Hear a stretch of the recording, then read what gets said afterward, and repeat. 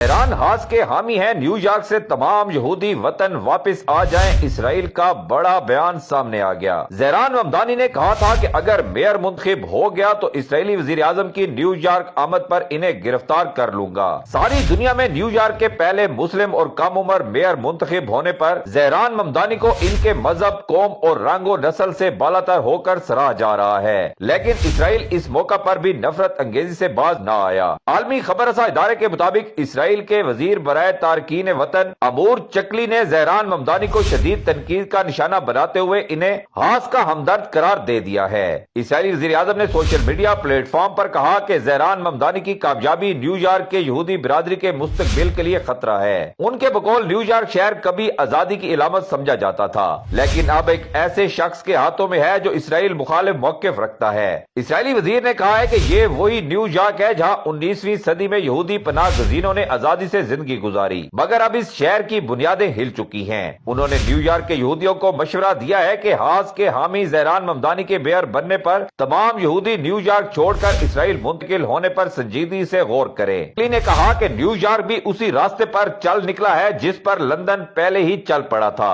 اور لوگ حالات کو معمولی سمجھ رہے ہیں، وہ خود کو دھوکہ دے رہے ہیں۔ ماہرین کا کہنا ہے کہ اس لیے اگر نو منتخب مسلم mayor new York Dhahran Mamdani نے نیتن یاہو کی گرفتاری کا حکم دیا تو یہ امریکی وفاقی قانون کی خلاف ورزی تصور ہوگی۔